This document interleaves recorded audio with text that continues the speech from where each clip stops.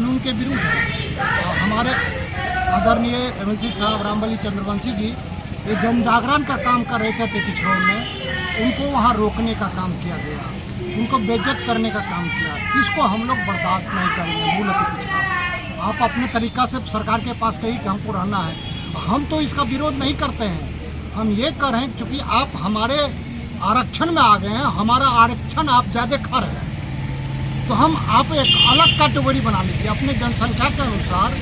ये अलग कैटेगरी इनको बना दो। हम जो मूल अति पिछड़ा है, तो जो कैटेगरी पहले से कर्पूरी ठाकुर ने दिया था अभी तक जो 18% है, हमको उसमें रहने दो। अब बाकी ला रहे हो तो न उसका परसेंटेज ला रहे हो और न अलग उसको कर रहे हो।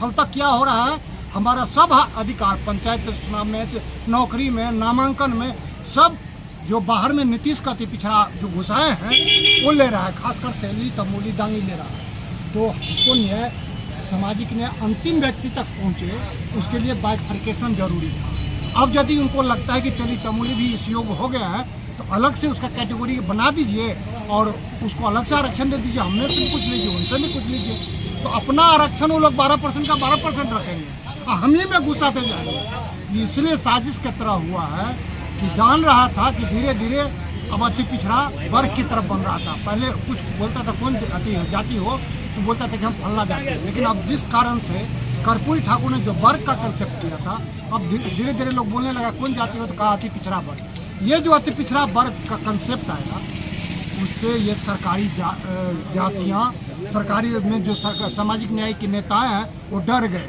कि इतनी 45% की जनसंख्या एकत्रित हो जाएगा तो कल हमको हटा सकता है।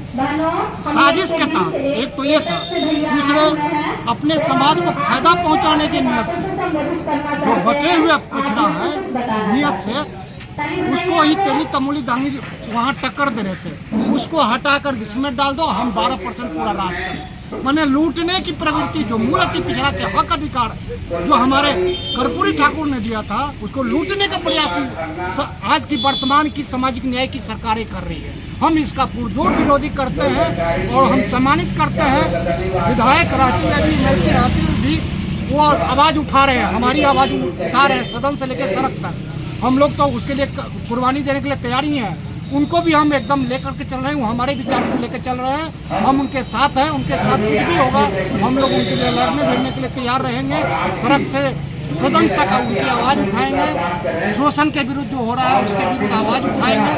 और हम लोग इसी मुद्दा को लेकर के आज ये बैठक किए हैं। ये शुरुआत है, ये शुरुआत है, अभी बाकी है जंग, ये तैयारी है। इसी पर एक सवाल है छोटे, हम इससे बड़ा प्रदर्शन करेंगे, फिर हम सड़क जाम करेंगे, फिर हम अपने नेताओं का घेराव करेंगे। जो हमारे अति पिछड़ा नेता है, एमएलए एमपी बन गए हैं, वो मुँह में घी डालकर सब सोए हुए एक पद के लिए और समाज के हित के बारे में कुछ नहीं कर रहे हैं। हम उनका पहले घेराव करेंगे, उसके बाद अन्य जो प्रतिनिधि हैं चाहे किसी भी समाज का हो उन तक अपनी बात पहुंचाने की मेरी बात सुनो। और अंतिम में चुनाव आ रहा है 24 और 25, उसमें सबक सिखाएंगे। ये 45% यदि आधा भी सजग हो गया हमारे लोग के प्रयास से तो किसी की सरकार नहीं रहने वाली है। ये अब आ गया है अति पिछड़ों का समय, 45% नाश करेगा, वो लोग हमारे साथ रहेंगे तो ठीक है। हम न्याय सबके लिए करेंगे, हम किसी का हक नहीं मारेंगे, क्योंकि हमारा न्यायिक चरित्र है। कर्पूरी ठाकुर हो, भीम जी हो, अम्बेडकर साहब हो, सबके लिए सोचे। हम किसी एक वर्ग के लिए सोचे। अभी के सामाजिक नेता है अपने ही जात के लिए सोच रहे हैं कि हमारे जात को कैसे फायदा हो। हमारी जो नेतृत्व आएगा तो सबके लिए सोचेंगे, चाहे कोई भी जात हो, सबके लिए सोचेंगे। इसी व्यू के साथ, इसी अंदाज में हम लोग आगे बढ़ रहे हैं और आगे बढ़ेंगे। नीति कमर कसेंगे या जिताने के लिए कमर कसेंगे? हराने के लिए करेंगे। 24 में तो सबसे बड़ा दुश्मन हम लोगों का मोदी जी है, इसमें कोई शक नहीं। लेकिन ये बात नहीं सुनेंगे तो उनके दोनों के कैंडिडेट हरा के अपना कैंडिडेट जमा के वहाँ करेंगे, उतारेंगे 24 में। यदि नहीं सुनते हैं कोई तीसरा मोर्चा बनाइएगा आप?